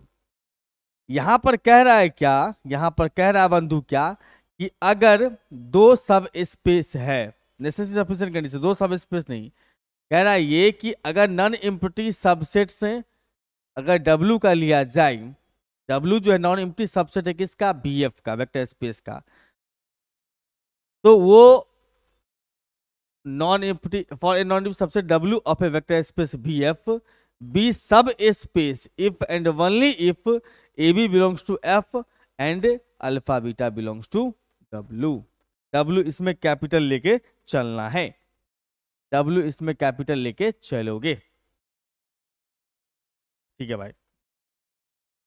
तो देखो यहां पर से जो है कह रहा है इसका मतलब क्या, W अगर सब स्पेस है तो आपको प्रूफ करना है, ठीक है, W अगर सब स्पेस है तो ये प्रूफ करना है आपको कि A alpha plus B beta belongs करेगा W से, या A alpha plus B beta अगर W का मेंबर है तो आपको प्रूफ करना है कि W सब स्पेस होगा। नेसेसरी सफिशिएंट का मतलब वही हुआ। यहां पर इफ पार्ट का मतलब कह सकते हो necessary condition, NC necessary condition. W जो है बी ए सब space of a vector space, हमने कहा W सब स्पेस है, तब हमें प्रूफ करना A alpha plus B beta belongs to W। चूंकि W सब स्पेस है वेक्टर स्पेस का, इसका मतलब उसका नेचर होता है वो खुद एक वेक्टर स्पेस होगा। सब स्पेस होने का मतलब खुद एक वेक्टर स्पेस है। तो कोई भी दो एलिमेंट अगर पकड़ते हो अल्फा बीटा W से तो उसका सम W में होगा। स्केलर पकड़ते हो किससे, F से, और अल्फा पकड़ते हो W से, दोनों का प्रोडक्ट भी W में होगा। ये वेक्टर स्पेस का डिफिनीशन होता है जो कि वेक्टर सब स्पेस में भी हम अप्लाई कर सकते हैं, क्योंकि वेक्टर सब space always a vector space. इसका मतलब यहां से कह सकते हैं सर कि बीटा अगर W से बिलोंग्स कर रहा है, बीटा अगर W से बिलोंग्स कर रहा है, इसका मतलब आप यहां से कह सकते हो कि B जो है, अच्छा B F से बिलोंग्स करता है, इसका मतलब B beta also belongs to W। तो आप गौर किए, क्या गौर किए सर, कि अगर दो मेंबर अपने पास W से है, एक मेंबर अल्फा दूसरा बीटा, दोनों का सम W में होगा। अभी मेरे पास A अल्फा W से है और B बीटा W से है, मतलब A अल्फा W से है, B बीटा भी W से है, दोनों का सम भी W में होगा। ये अपना पहला केस प्रूफ होता है। उसके आते हैं हम लोग सर वनली इफ पार्ट में। वनली इफ पार्ट का मतलब हो गया sir sufficient condition, SC sufficient condition. इसमें अपने पास में कह रहा है कि अल्फा बीटा अगर W का मेंबर है, AB अगर F का मेंबर है, और मैंने दिया आपको A alpha plus B beta belongs to W, तो हमें प्रूफ करना है कि ये खुद एक वेक्टर स्पेस होगा। W जो है वो खुद एक सब स्पेस होगा, वेक्टर सब स्पेस बोलेंगे इसको, वेक्टर सब स्पेस होगा। तो चूंकि हमारे पास में A alpha plus B beta belongs to W दिया हुआ है, इसमें हमने कहा कि A और B स्केलर है, A के जगह 1, B के जगह 1 लगा लिए। क्यों लगा लिए सर, क्योंकि यहाँ 1 1 लगाएंगे तो यहाँ आ जाएगा अल्फा प्लस बीटा जो W का मेंबर होगा। उल्टा कंडीशन पे जा रहे वापस, W का मेंबर होगा, और A alpha plus B beta belongs to W कर रहा है, B के जगह पे 0 लगा दो, B कांस्टेंट है, कुछ भी लगा सकते हैं। ये पार्ट खत्म, यानी A अल्फा W से बिलोंग्स करता है। तो W1 W का दो member alpha plus beta W से बिलोंग्स करता हो, A अल्फा W से बिलोंग्स करता है, इसका मतलब W सब स्पेस होता है। 3 तरह का कंडीशन होता है W सब स्पेस के लिए, तो वही कंडीशन सब इसमें एक ये भी है। Prove that the intersection of any two subspaces of a vector space is subspace. Intersection of दो सब स्पेस ऑलवेज एक सब स्पेस होगा। हमने यहाँ पर से W1 और W2 लिया सब space of a vector space BF का, तो हमें प्रूफ करना है कि इंटरसेक्शन इस दोनों का वो भी एक सब स्पेस होगा, इंटरसेक्शन भी एक सब स्पेस होगा। तो हमें क्या करना पड़ेगा, फिर वही सब गीत गाना पड़ेगा जो पहले गाए हैं। हमने कहा इंटरसेक्शन का दो मेंबर लिया X और Y, इंटरसेक्शन में इसका मतलब दोनों में होगा, W1 में W2 दोनों में होगा, Y के साथ भी सेम बिहेवियर है। और यहाँ पर से लेमडा हमने कहा स्केलर, वहां उसमें ए भी था, इसमें लेमडा है, लेमडा स्केलर लिया, लेमडा स्केलर है, इसका मतलब कह सकते W का जो मेंबर, मतलब एक्स अगर लिया हमने W का मेंबर, तो स्केलर इनटू W का मेंबर बिलोंग्स करेगा W से, इसी भी W से बिलोंग्स करेगा W2 से। म्यू हमने कहा कि फिर F का मेंबर है, स्केलर है, इसका मतलब वही चीज है कि भैया Y बिलोंग्स कर रहा है W से, तो म्यू Y भी W1 से बिलोंग्स करेगा, Y W2 से बिलोंग्स करता है, म्यू Y W2 से बिलोंग्स करेगा। अभी जस्ट प्रूफ किया ना सब स्पेस के लिए स्केलर इनटू एलिमेंट बिलोंग्स करेगा, ठीक है। इसका मतलब कह सकते हैं दोनों का जो सम होगा, सॉरी इस दोनों का सम, इस दोनों का जो सम होगा, इस दोनों का जो सम होगा वो भी W1 से बिलोंग्स करेगा, दोनों का सम W1 से, इस दोनों का सम W2 से बिलोंग्स करेगा। इसका मतलब दोनों का सम W1 W2 से बिलोंग्स कर रहा है। इसका मतलब हम यहां से कह सकते हैं मेरे भाई, मेरे दोस्त, कि भैया इस दोनों एलिमेंट में दोनों W1 W2 दोनों में है, इसका मतलब इंटरसेक्शन में भी होगा। इंटरसेक्शन में हो गया, इसका मतलब बोल सकते हैं ये वेक्टर सब स्पेस है, वेक्टर स्पेस VF का। चलिए सर आगे बढ़ते हैं, अपने पास में कहता है W1 और W2 दो subspace of a vector finite dimensional vector space, then prove that dimension of W1 plus W2 बराबर dimension of W1 plus W2 minus intersection का डायमेंशन। हमने यहां पर से कहा कि सर VF जो है वो फाइनाइट डायमेंशनल वेक्टर स्पेस है, और W1 W2 और W1 इंटरसेक्शन W2 क्या है, सब स्पेस है। ठीक है, अभी पूर्वी के इंटरसेक्शन सब स्पेस है। W1 W2 इज ऑल्सो सब space of W1 intersection W2। W1 intersection W2 कहाँ से तैयार हुआ, W1 W1 के मेंबर्स, W1 W2 के मेंबर्स को लेकर के ये खुद एक सब स्पेस होगा। इसका बेसिस ले लिया हमने ω1 से ω तक W1 इंटरसेक्शन W2 का बेसिस मैंने ले लिया, मान लिया। इसका मतलब W1 से लेकर के WK तक, α1 से लेकर αm तक वो बेसिस बन जाएगा इसका W1 का। इंटरसेक्शन में जितना मेंबर होगा, सुनना ध्यान से, इंटरसेक्शन में जितना मेंबर होगा उससे ज्यादा मेंबर हो सकता है खुद सेट के पास। मान लो A के पास 1 2 3 है, B के पास में 1 2 है, 1 2 5 है, भैया देखो इंटरसेक्शन तो 1 2 आएगा दोनों का, लेकिन A के पास एक्स्ट्रा एलिमेंट भी तो है। इंटरसेक्शन अगर आ रहा है तो उससे थोड़ा ज्यादा एलिमेंट भी हो सकता है उस सेट के पास। W1 के पास ज्यादा मेंबर हो गया, WK तक था, α1 से αm तक और इंट्रोड्यूस हो गया। सिमिलरली बात करेंगे तो W2 के साथ भी वही होगा। आपको कहा गया डायमेंशन बताओ इसका W1 का, तो कितना एलिमेंट है, 1 से लेके K तक और 1 से लेके M तक, यानी कि इतना यहाँ तक K एलिमेंट्स, यहाँ से यहाँ तक M एलिमेंट्स, मतलब K प्लस M एलिमेंट्स। तो dimension of W1 K plus M और फिर इसके साथ K plus N, dimension of W2। तो डायमेंशन यहाँ निकल गया, इंटरसेक्शन का डायमेंशन सिर्फ K, क्योंकि इंटरसेक्शन के पास हमने एलिमेंट्स लिया मात्र K तक ही, WK तक ही। ठीक है बंधु, आगे बढ़ते हैं। अब हमें प्रूफ करना है कि डायमेंशन का सम जो होगा वो W1 W2 का जो सम होगा वो dimension of W1 plus dimension of W2 plus minus dimension of intersection. मतलब इसका डायमेंशन K प्लस M, इसका K प्लस N और उसका K है, तो कट जाओ K, मतलब dimension of W1 plus W2 बराबर K plus M plus N, ये हमें प्रूफ करना है, K plus M plus N। तो हम यहाँ पर से we have to prove that, इसका मतलब number of vectors in basis W1 plus W2 is इतना, जितना डायमेंशन लाना है उतना बेसिस वेक्टर बनना चाहिए। तो हमने S मान लिया एक सेट है जो α1 से αm तक है, β1 से लेके βn तक है, W1 से लेके WK तक है, ये हमने एक सेट माना। इसका लीनियर कॉम्बिनेशन निकालेंगे तो इस लीनियर कॉम्बिनेशन का मतलब क्या हुआ, स्केलर से मल्टीप्लाई करिए A1 से लेके AK तक ω1 को, अब B1 से लेके Bn तक अल्फा को और C1 से लेके Cn तक बीटा को। ठीक है, और उसके बाद इसमें से एक पार्टी C वाले को इधर भेज दिए। इसका लीनियर कॉम्बिनेशन जो है, एक इसका जो लीनियर कॉम्बिनेशन है ना। अच्छा ये बताओ W1 β1 से लेके βn तक जो होगा वो बिलोंग्स करेगा इंटरसेक्शन से।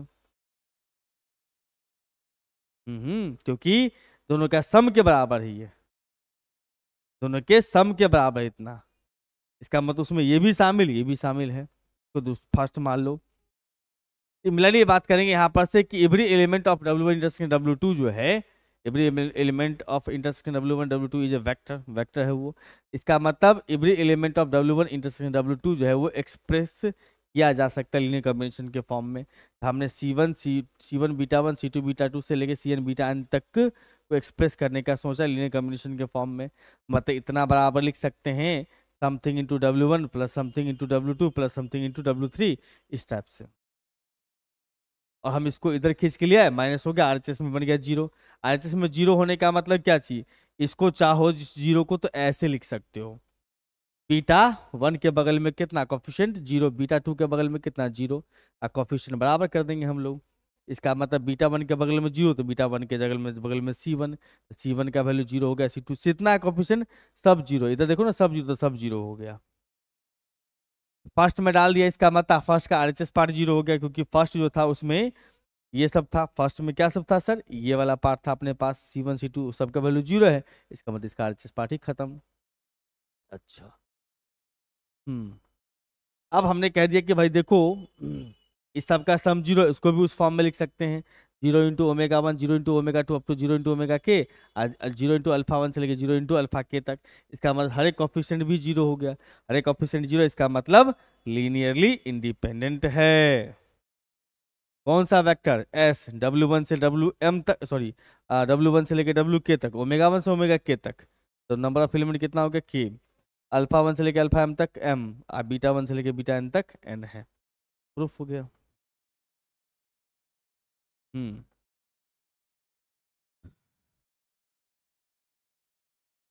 अच्छा, इसमें जो है थोड़ा सा अंतर है,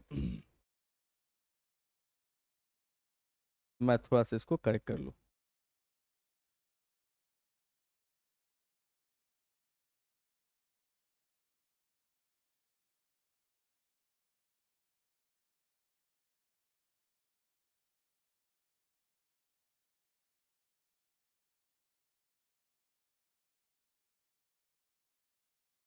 हमारे पास जो प्रूफ था वो V और V डैश में था, यहाँ क्वेश्चन में ध्यान नहीं दिया कि हमने U और V था।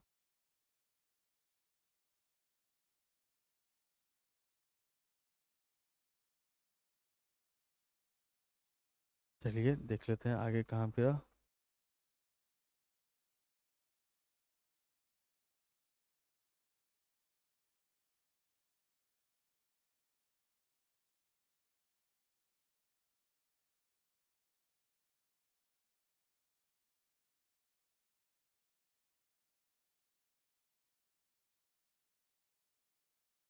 चलिए सर,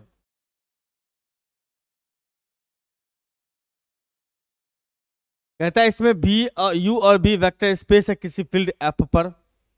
कहता है T जो है लीनियर ट्रांसफॉर्मेशन है from U into V। Suppose that U अगर फाइनाइट है तो प्रूफ करना है रैंक ऑफ T प्लस में रैंक ऑफ T प्लस में न्यूलिटी ऑफ T बराबर डायमेंशन ऑफ U।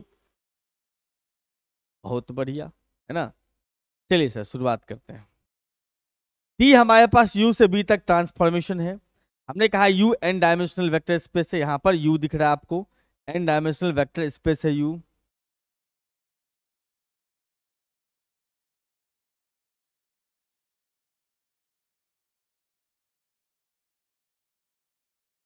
हम्म वो लग ही रहा अभी तक भी, एक बार जो गड़बड़ हो जाए ना तो विश्वास उठ जाता है इसमें, U भी में। हाँ, U जो है वो n डायमेंशनल वेक्टर स्पेस है, मतलब हमने कहा U का डायमेंशन कितना है सर? n है। ठीक है, इसका बेसिस मान लिए नल नल स्पेस का, let the basis of null space T and U B। ये अपना T का बेसिस मान लिया, ये अपना U का बेसिस मान लिया। ठीक है, x1 से लेकर xn तक T का बेसिस है, इसका मतलब यहाँ T के सामने इसको लगा सकते हो, इज रेंज, उसका रेंज कहलाएगा T के सामने x1 से लेकर xn, x के तक लगा लिया, xn तक निकाल लिया, तो मतलब इसके एलिमेंट्स का जो इमेज होगा ना वो रेंज कहलाएगा। ठीक है, ऑल्सो सबका रेंज 0 के बराबर होगा। AK1 से K+1 से लेके AKN तक स्केलर्स हैं, I का वैल्यू K+1 से लेके n तक, मतलब जहां पर ये, हाँ जहां पर ये इंड करेगा उसके आगे, ये an पर इंड कर रहा है xn पर, तो हम लोग xn से आगे चलेंगे, xk से आगे चलेंगे, सॉरी k पर इंड कर रहा है तो k से आगे चलेंगे। सिग्मा ए आई के का, I का वैल्यू K+1 से लेके n तक AI इंटू TXI बराबर कितना? 0। हम स्केलर को अंदर डाल सकते हैं, इसको अलग अलग कर दिए, T का वैल्यू 0 है अगर, तो अंदर वाला 0 के बराबर होगा, अंदर वाला 0 के बराबर है, इसका मतलब नल स्पेस से बिलोंग्स करता है। एक और हमने लिया यहाँ पर सिमिलरली, x बराबर j का वैल्यू 1 से लेके k तक, BJ XJ, ये भी क्या नल स्पेस T का मेंबर है। दोनों आपस में बराबर होगा, दोनों को बराबर किया, उस साइड जा के हमने माइनस कर दिया, इसको ब्रेक कर दिया, B1 से लेकर के BK तक, इसको AK+1 से लेकर के कहाँ तक? AN तक। इस सभी का डिफरेंस 0 है, इसका मतलब कॉफिशिएंट 0 होगा, डिफरेंस 0 होने का मतलब कॉफिशिएंट 0 है। 0 इंटू कह सकते हो x1, इस प्रकार से लिख सकते हैं हम लोग, इसका मतलब सारा कॉफिशिएंट 0 है, सारा कॉफिशिएंट 0 है, इसका मतलब हम कह सकते हैं कि ये जो है अपने पास में वो बेसिस जो है उसका लीनियरली इंडिपेंडेंट है।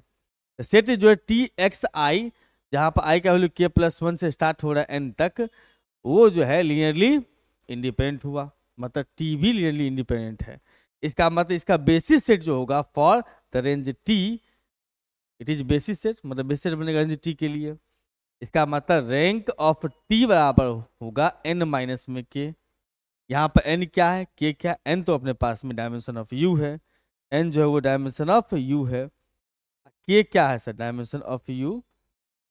k क्या है सर, यहाँ पर से k जो था वो k न्यूलिटी ऑफ t। हम इसको इधर ले आएंगे, इसको लिखेंगे ऐसे, रैंक ऑफ टी प्लस में सर न्यूलिटी ऑफ इसका टी बराबर में कितना, डायमेंशन ऑफ यू।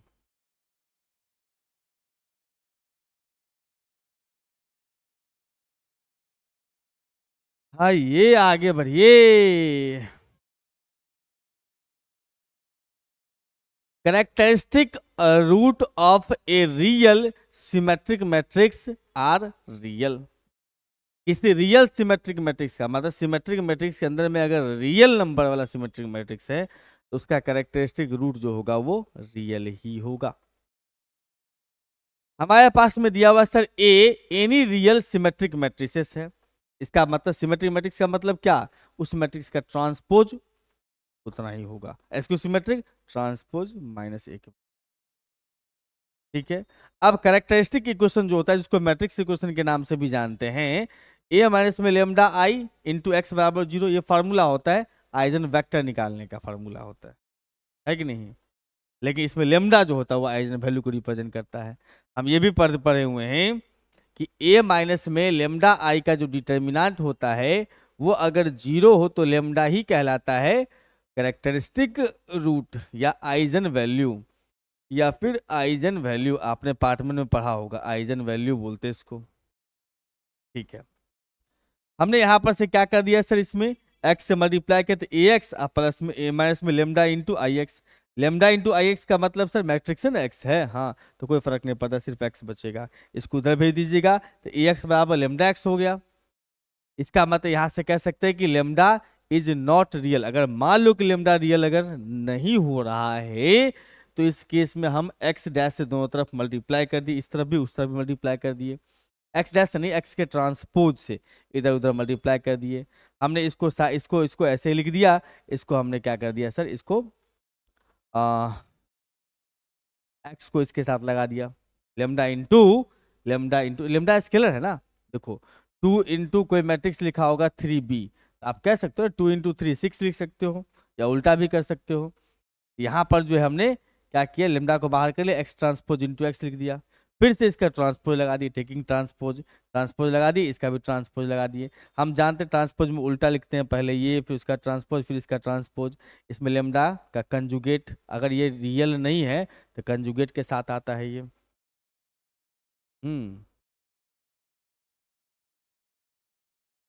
जैसे स्टार होना चाहिए इसके ऊपर में। खैर चलो कोई दिक्कत, इस पर भी काम चल जाएगा। ठीक है, लेमडा कंजुगेट आ गया, डबल पर वही आ जाता है, ई डबल पे एक्स से बन जाएगा।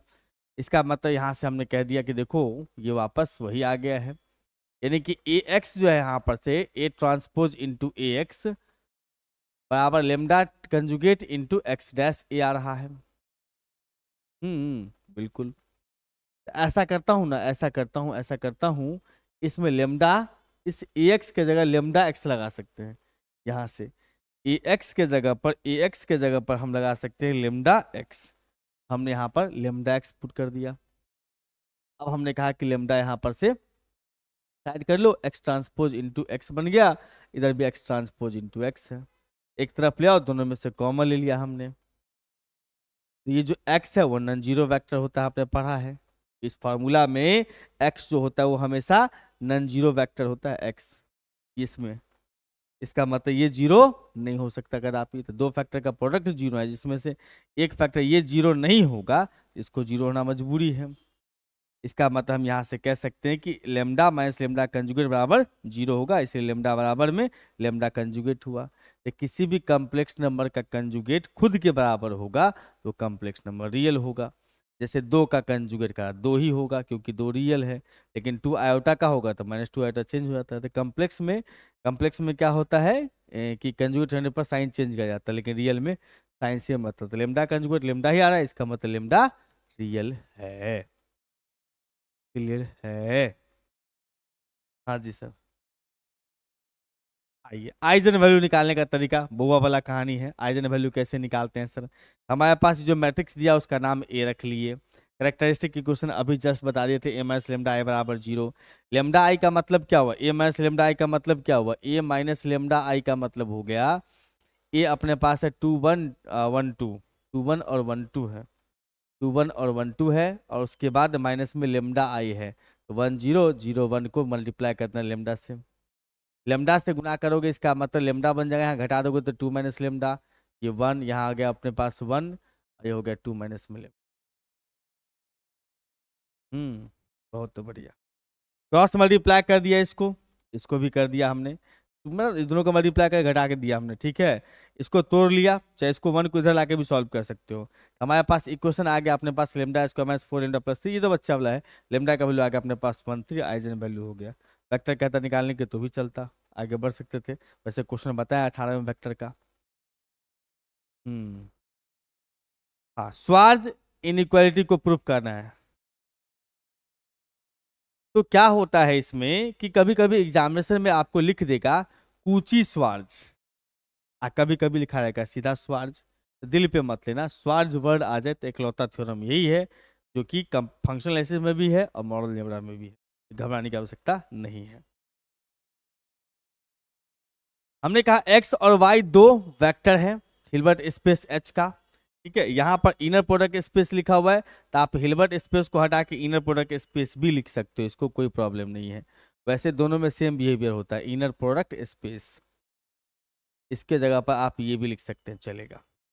ये कहता है एक्स और वाई का इनर प्रोडक्ट जो होता है उसका मॉडुलस जो होगा less than equal to norm of x into norm of y होगा। तो पहला केस लिए जब वाई का वैल्यू 0 है, वाई 0 लिए, इसका मतलब ये 0 हो गया। 0 का मतलब हो गया कि भाई 0 और एक्स 0 और कोई भी एक एलिमेंट इनर प्रोडक्ट में 0 हो तो वैल्यू 0 होता है, इसका मतलब ये 0 होगा। अगर वाई 0 कह दिया तो ये भी 0 हो गया, आरएचएस पार्ट भी 0 है, इसका मतलब दोनों इक्वल है।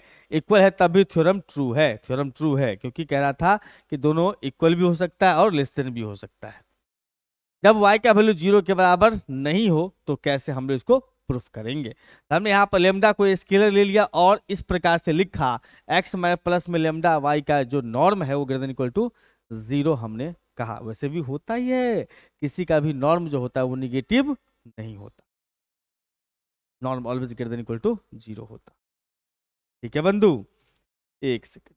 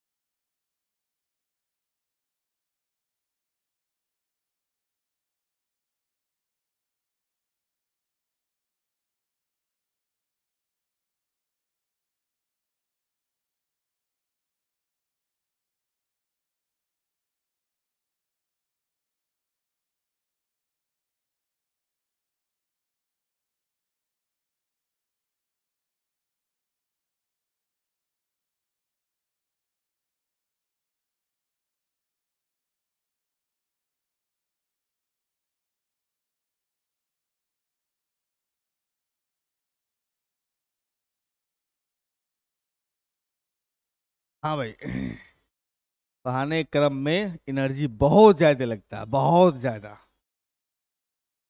लाजमी सी बात है, पानी एक एनर्जी ड्रिंक का काम करता है, पानी ताजा हो शुद्ध हो तो। चलिए भाई, नॉर्म किसी का भी नॉर्म देखो तो always greater than equal to 0 होता है। Norm is non negative quantity. तो हम यहां से कह सकते हैं नॉर्म का square greater than equal to 0 होगा, बिल्कुल। इसको हम लिख सकते हैं क्या, इसको इनर प्रोडक्ट में x इंटू एक्स जो होता है वो नॉर्म ऑफ x का स्क्वायर होता है, इसलिए नॉर्म ऑफ x के स्क्वायर को x इंटू एक्स लिख सकते हैं। तो हमने इस दोनों को इंटू कर दिया, ग्रेटर देन इक्वल टू 0, और यहां पर इसको हमने ब्रेक किया। इसको ब्रेक करोगे तो बिना कंजुगेट का, ये ब्रेक होगा तो कंजुगेट के साथ, जो कि यहाँ पर प्रॉपर्टी हम मेंशन कर चुके हैं। तो कहने का मतलब यहाँ पर से ये हो गया मेरे भाई कि हमने यहाँ पर से ब्रेक किया, इसको 1 बाहर कर दिया, और यहाँ पर x के साथ इसको प्रोडक्ट किया, फिर उसका लेमडा बाहर किया, फिर उसके y के साथ इसका प्रोडक्ट कर दिया, अल्फा बीटा बाहर आ जाता है, ठीक ना। x का z के साथ, y का z के साथ प्रोडक्ट होता है। बट इसमें सेकेंड वाला पार्टी को जब तोड़ेंगे, यहाँ 1 इंटू समझो लेमडा वाई है, यहाँ भी 1 into x plus lambda y है, इसको तोड़ेंगे तो ये कंजुगेट, तो 1 का कंजुगेट लेमडा कंजुगेट, यहाँ पर लेमडा को छोड़ दिया, ये वाला एक्स वाई और एक्स में 1 का कंजुगेट और लेमडा का कंजुगेट, ठीक है। लेमडा से इसको मल्टीप्लाई कर देना है, कर दिए। और ये जो वाई एक्स है, वाई एक्स जो अपने पास लिखा हुआ है, इसको एक्स वाई भी कर सकते हैं कंजुगेट बना के, बना दिया सर। लेमडा लेमडा कंजुगेट आ गया, लेमडा लेमडा कंजुगेट आया, नॉर्म ऑफ वाई का स्क्वायर है, इसको बोल सकते हैं मॉडुलस ऑफ लेमडा का स्क्वायर, बिल्कुल। अब जो है अपने पास में ये जो अपने पास लेमडा है उसका एक प्यारा सा वैल्यू रख दिए, कोई भी स्केलर रख सकते हैं, inner product is scalar quantity और norm is also scalar quantity. तो हमने लेमडा के जगह पर इतना वैल्यू पुट कर दिया, एक्स वाई का प्रोडक्ट बट्टा में नॉर्म वाई का स्क्वायर विथ माइनस, कंजुगेट होगा तो कंजुगेट चढ़ा दो, वैसे भी नीचे रियल है तो कंजुगेट से कोई फर्क नहीं पड़ता है। तो ये अपने पास सेम रहेगा, इसके जगह पर ये डालना है और इसके जगह पर ये डालना है, डाल दिए, बिल्कुल सर। अब डाल दिए सब जगह, कोई दिक्कत नहीं है। अब ध्यान दीजिएगा, इसका स्क्वायर है तो स्क्वायर मॉडुलस के साथ है, तो ऊपर मॉडुलस का स्क्वायर छोड़ दो और नीचे नॉर्म का पावर 4 बन जाएगा, ये 2 पहले से 2 और आ गया तो 4 पावर, इसमें से 2 2 कट जाएगा, तो ये दोनों सेम ही हो जाएगा, तो प्लस माइनस में कट गया, प्लस माइनस में कट गया। इसका मतलब आप कह सकते हो यहाँ पर से कि ये जो भाई साहब रहने दो, इसको हम भेज दिए 0 के इस साइड में, मतलब नॉर्म ऑफ एक्स का square greater than equal to modulus of x y का स्क्वायर बटा में नॉर्म ऑफ वाई का स्क्वायर। इसका मतलब ये भाई साहब चला गया इनटू में उस साइड में, तो हम कह सकते हैं दोनों तरफ में रूट लगा दो, स्क्वायर खत्म हो जाएगा, norm inner product of x y less than equal to norm of x into norm of y, proof हो गया। इसका जरूरत हमें आगे भी पड़ेगा, आगे कहाँ पड़ेगा सर, इसमें पड़ेगा प्रूफ का जरूरत। कह रहा है इसमें इफ अल्फा बीटा जो है वेक्टर्स है किसी इनर प्रोडक्ट स्पेस का, तो हमें प्रूफ करना है, वेक्टर इनर प्रोडक्ट स्पेस भी नाम रखा हुआ है, कि अल्फा प्लस बीटा का norm less than equal to alpha plus में नॉर्म ऑफ बीटा। तो देखो यहां पर से क्या देखने को मिल रहा है सर, कि x plus y alpha plus में बीटा का जो नॉर्म है, इसको पहले स्क्वायर करते हैं, बाद में स्क्वायर को हटा देंगे। अभी सीखा आपने, इसको हम ब्रेक करेंगे तो ऐसे लिखेंगे, inner product of alpha plus beta और अल्फा प्लस बीटा। जब कभी भी आप लिखते हो x के नॉर्म का स्क्वायर, इसका मतलब समझ के चलना x का इनर प्रोडक्ट किसके साथ, x के साथ, x का इनर प्रोडक्ट x के साथ, और अल्फा से इसको चलो पहले इसको ब्रेक करो, अल्फा के साथ आ जाएगा अल्फा प्लस बीटा, और उसके बाद प्लस में बीटा के साथ, प्लस में बीटा के साथ आ जाएगा, बीटा के साथ, ओफो बीटा बाहर नहीं लिखना है, बीटा के साथ अल्फा प्लस बीटा। कोई नंबर लिखा होता अगल बगल में तो इसमें तोड़ते हैं, तो बिना कंजुगेट उसमें तोड़ते थे कंजुगेट के साथ, नंबर तो है नहीं तो डायरेक्ट लिख दो। इसको लिख सकते हैं हम लोग अल्फा और अल्फा, उसके बाद फिर अल्फा बीटा का प्रोडक्ट, उसके बाद इसको भी लिख सकते हैं हम लोग बीटा अल्फा और बीटा बीटा का प्रोडक्ट। यस सर, हम इसको कह सकते हैं नॉर्म ऑफ एक्स का स्क्वायर, लेकिन यहाँ अल्फा है तो नॉर्म ऑफ अल्फा का स्क्वायर, और इसको जो है अल्फा बीटा रहने दो, इसको कर देना कंजुगेट। मतलब क्या सर, यहाँ बन जाएगा अल्फा बीटा का इनर प्रोडक्ट का कंजुगेट, इधर बीटा बीटा के नॉर्म का स्क्वायर। अब ये एक दूसरे का कंजुगेट है। जब किसी भी कॉम्प्लेक्स नंबर की दुनिया में पढ़ते हैं, z प्लस में z का कंजुगेट जब होता है तो twice of real part of कहलाता है z, twice of real part of z, ये फार्मूला होता है। अच्छा, इसका मतलब आप यहां पर से लिख सकते हो, आप यहां पर से लिख सकते हो, कलर मैचिंग मैचिंग होना ऐसे में अच्छा नहीं लगना है। चलिए भाई,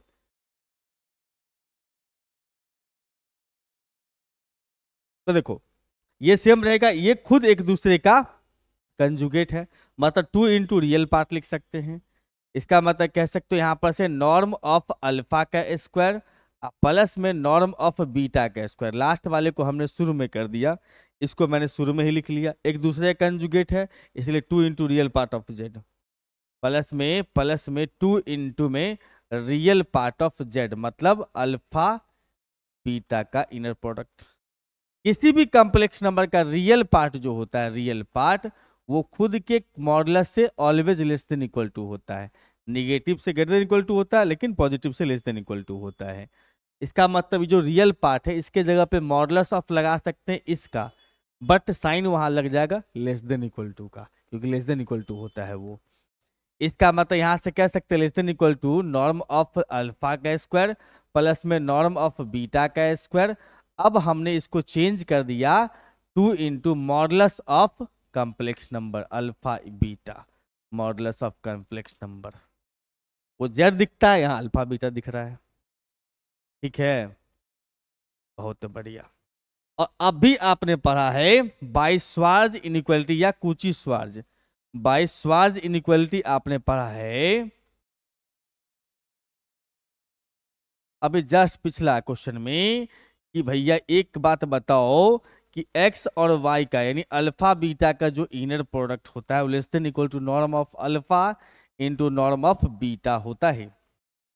अभी पढ़ा आपने स्वार्ज इनइक्वालिटी में। इसका मतलब हम यहां से कह सकते हैं नॉर्म ऑफ अल्फा का स्क्वायर प्लस में नॉर्म ऑफ बीटा का स्क्वायर, फिर प्लस में twice of norm of alpha into norm of beta. ये बन गया sir A square plus B square plus 2ab, और ये हमारा जो वैल्यू है वो अल्फा प्लस बीटा के नॉर्म का स्क्वायर है, अल्फा प्लस बीटा के नॉर्म का स्क्वायर है, जो कि लेस देन इक्वल टू हो रहा है नॉर्म ऑफ अल्फा प्लस में नॉर्म ऑफ बीटा का होल स्क्वायर है। दोनों तरफ से स्क्वायर गायब हो गया, norm of alpha plus beta is less than equal to norm of alpha into norm of beta. आपके सामने कहानी तैयार है, प्रूव्ड हो चुका है अपना। ठीक है भाई, हाँ चलिए आगे बढ़ते हैं। ए और बी यहां पर से दिया अपने पास में 2 submodules of R modules M with M is subset of A, then prove that m by a is isomorphic to some quotient group m b by a। इसका आइसोमॉर्फिक प्रूफ करने का कंडीशन ये होता है कि पहले आपको किसी कहां से कहां प्रूफ करने के लिए बोल रहा है, तो m by a से question group m by b तक। तो उस केस में आपको क्या करना पड़ेगा, एक फंक्शन लेना पड़ेगा, फंक्शन को वन ऑटो दिखाना पड़ेगा, उसके बाद उसको ऑटो इसका होमोमॉर्फिज्म प्रूफ करना पड़ेगा, वन ऑटो, और ग्रुप कंपोजिशन को सेटिस्फाई करता है। प्लस में अलग अलग होता है फंक्शन, इनटू में अलग अलग होता है, तो आइसोमॉर्फिज्म प्रूफ हो जाता है। यहां मैंने कहा कि सर हमें दिया हुआ ए और बी 2 सब मॉड्यूल्स है किसका, एम का, देन कोसेंट मॉड्यूल जो है एम बाई ए और एम बाई बी एग्जिस्ट करेगा। क्या ऐसी बात है, सब मॉड्यूल्स है तो कोसेंट मॉड्यूल एग्जिस्ट करता है, सब ग्रुप से ही निकल के आता है कोसेंट ग्रुप, वैसे ही सब मॉड्यूल से कोसेंट मॉड्यूल। बी सबसेट है ए का, लिखा हुआ है, इसका मतलब बी सब मॉड्यूल होगा ए का, सबसेट है इसका मतलब ये भी मॉड्यूल ये भी मॉड्यूल, ये इसका सबसेट है, इसका मतलब बी मॉड्यूल हो जाएगा किसका, ए का। इसीलिए quotient module A by B also exist, वो भी एग्जिस्ट करेगा। तो फाइनली हमें यह प्रूफ करना है कि A by B is submodule of M by B, A by B is submodule of M by B. हमने यहां पर से 2 एलिमेंट कंसीडर किया, एक एलिमेंट लिया सर बी प्लस एक्स, दूसरा लिया बी प्लस वाई जो ए बाई बी से है। जब कभी भी क्वेश्चन ग्रुप का मेंबर होगा तो ऐसे ही चलता है, सेट प्लस कोई एलिमेंट एच, जैसे एच ए और एच बी लेते थे, तो 2 एलिमेंट लिया हमने यहाँ पर से ए बाई बी का मेंबर, बी प्लस एक्स और बी प्लस वाई। हमेशा क्वेश्चन ग्रुप का मेंबर ऐसे प्लस में, सेट प्लस में एलिमेंट होता है। जब कभी भी जोड़ते हैं दोनों को तो सेट नहीं जुड़ता है, एलिमेंट्स ऐड होता है। ए यहाँ पर से सर सब मॉड्यूल दिया है अपने पास में एम का, तो इसका मतलब डिफरेंस जो होगा वो भी ए में होगा। याद है आपको, इससे पहले चर्चा हुआ था सब मॉड्यूल का पिछले लेक्चर में, यानी 18 वाला में, सब मॉड्यूल में x difference of elements belongs करता है, और एक आइडियल मतलब आर एक्स जो है वो भी ए का मेंबर होगा, जिसमें आर का रिंग का मेंबर होता है और एक्स ए का मेंबर होता है। इसका मतलब यहां से कह सकते हो एंड ए बाई बी जो है, यहाँ पर ए बाई बी जो अपने पास में है, ए बाई बी वो सबसेट हुआ एम बी बाई ए का। ठीक है बात, हाँ हाँ, अरे ए बाई बी सबसेट होगा एम बी बाई ए का। ठीक है सर। अब हमने यहाँ पर से b प्लस एक्स और b माइनस वाई जो है उसको हम लिख सकते हैं कितना सा, b घटता नहीं है, b रहेगा, घटेगा x माइनस वाई, वो a बाई बी का मेंबर है। और r जो है r का मेंबर है, b प्लस एक्स जो है वो a बाई बी का मेंबर है। इसका मतलब अगर हम इस दोनों को इंटू करेंगे तो r इंटू लिखेंगे b प्लस एक्स, आर से फिर बी मल्टीप्लाई नहीं करेगा, आर से मल्टीप्लाई करेंगे तो आर एक्स मल्टीप्लाई करेगा। इसका मतलब बी इंटू बी प्लस में R x A by B का मेंबर है। तो इसका मतलब कह सकते हैं ए बाई बी जो है वो सब मॉड्यूल है, सब मॉड्यूल के डिफिनेशन को फॉलो कर रहा है। दो एलिमेंट लेते हैं तो उसमें दोनों का डिफरेंस उसके अंदर में एम बाई बी के अंदर में है, सॉरी ए बाई बी के अंदर में है, और उसके बाद दोनों सबसेट भी है, इसका मतलब सब मॉड्यूल है। चलिए यहाँ पर से हम कह सकते हैं कि ये जो अपने पास में ये ए बाई बी जो submodule of M by B है, इसका मतलब हम यहाँ पर से question module M by B by A by B proof कर सकते हैं। तो इसके लिए हम यहाँ पर से एक फंक्शन डिफाइन करेंगे जो एम बाई बी से एम बाई ए तक डिफाइन कर रहा है। ठीक है, तो इस प्रकार से डिफाइन कर रहा है बी बाई एम का मेंबर, एम बाई बी का मेंबर मतलब एम बाई बी का मेंबर मतलब ए बाई बी का मेंबर, क्योंकि M by B A by B का ही सबसेट है तो ए बाई बी का जो मेंबर हो इसी में होगा। यानी हमने यहाँ पर से बी प्लस एक्स जो लिया वो इसका मेंबर है, जो रिजल्ट आएगा वो ए प्लस एक्स होगा। इससे पता चल जाएगा कि हम डोमेन का मेंबर, इससे पता चल जाएगा कि कोडोमेन का मेंबर है। ठीक है, पहले फंक्शन को वेल डिफाइंड प्रूफ करेंगे। वेल डिफाइंड में क्या होता है, दो एलिमेंट कंसीडर करते हैं, दो एलिमेंट कंसीडर करते हैं, दोनों अगर इक्वल है तो इमेज भी अगर इक्वल हो जाए तो फंक्शन कहलाता है वेल डिफाइंड। दो एलिमेंट पकड़ लिया जो बिलोंग्स करता है एम बाई बी से, दोनों का एलिमेंट बराबर कर दिया, इससे अलावा डिफरेंस बन जाएगा, दोनों का डिफरेंस बी से बिलोंग्स करेगा। कहाँ से पता चला सर, तो देखो यहाँ पर हमने चर्चा किया था इस बारे में, यहाँ पर देखो, यहाँ पर ये b प्लस एक्स और b plus y A by B का मेंबर है, तो दोनों का डिफरेंस भी a का मेंबर होगा, a का मतलब ऊपर वाला का मेंबर होगा, इसका मतलब दोनों का डिफरेंस इसका मेंबर होगा b का, m का मेंबर है इसका मतलब b का मेंबर है। यस सर, इसका डिफरेंस जो है वो a का भी मेंबर था जो अभी जस्ट बैक करके दिखाया हमने। अब इसको हम लिख सकते हैं कितना सर, देखो b का मेंबर है इसका मतलब b प्लस एक्स बराबर b प्लस वाई, a का मेंबर है तो a प्लस एक्स बराबर a प्लस वाई। हम इस a प्लस एक्स को लिख सकते हैं f b प्लस एक्स, इसको लिख सकते हैं b प्लस वाई।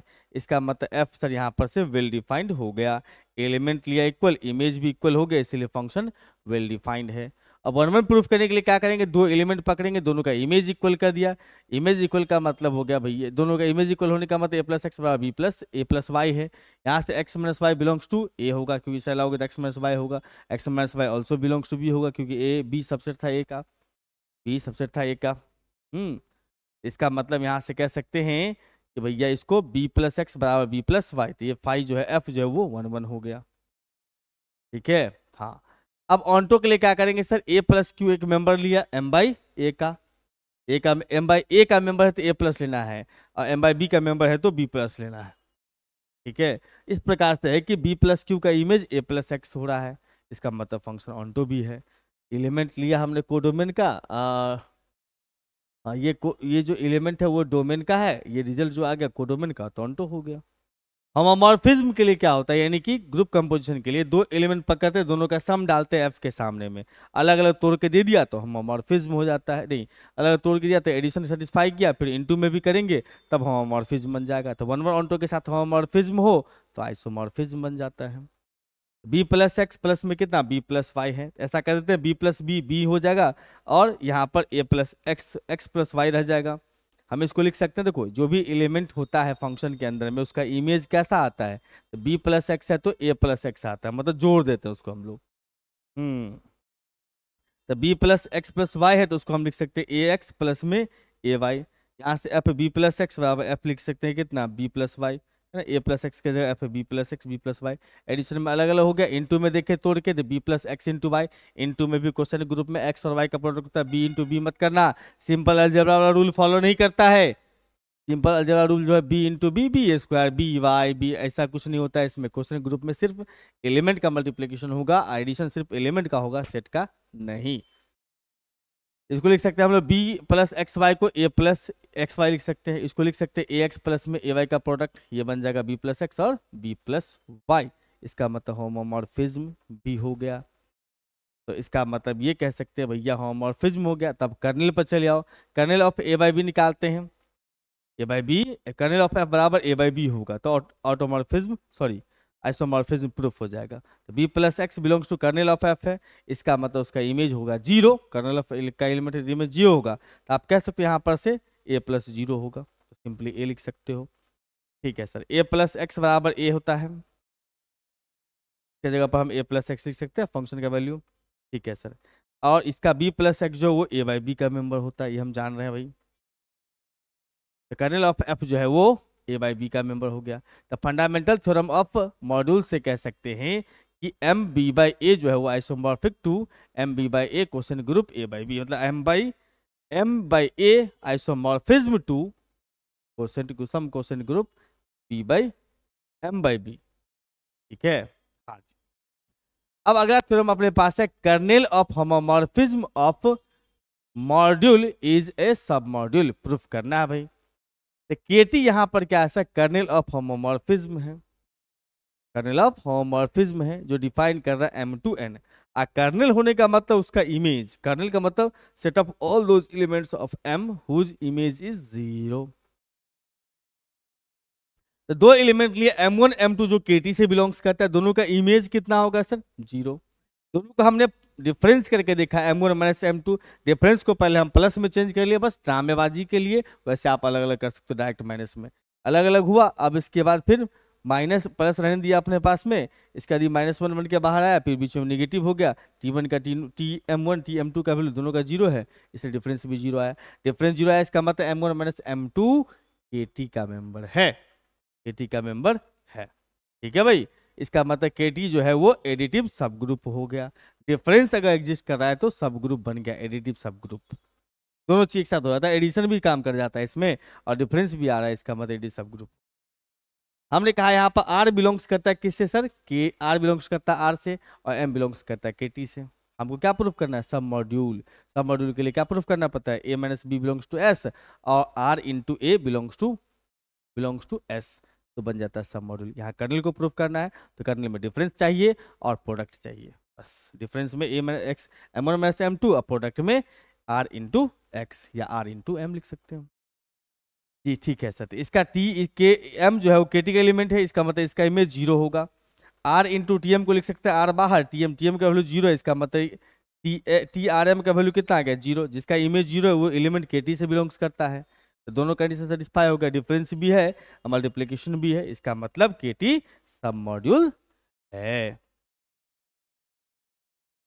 तो उम्मीद करता हूं कि चीजें मैंने अच्छे से समझा पाया, और इसी के साथ आपका PYQ जो है PYQ 2020 हमने पूरा का पूरा कंप्लीट कर दिया, एक ही लेक्चर में हमने इसको कंप्लीट कर दिया पूरा का पूरा, है कि नहीं, पूरा का पूरा एक ही लेक्चर में हमने इसको कंप्लीट कर दिया। तो आप लोग भी इसको अच्छे से मेहनत करके देखिएगा। एक एक क्वेश्चन इसका आसान था, एक आध दो क्वेश्चन थोड़ा टिपिकल आ गया था, तो जो ज्यादा डिफिकल्ट लगे, टिपिकल मतलब डिफिकल्ट का छोटा भाई, टिपिकल का मतलब होता है डिफिकल्ट का छोटा भाई, अगर ज्यादा डिफिकल्ट थोड़ा लगने लगे तो उसको आप छोड़ दिए, टिपिकल होगा थोड़ा प्रैक्टिस कीजिएगा, काम बन जाएगा।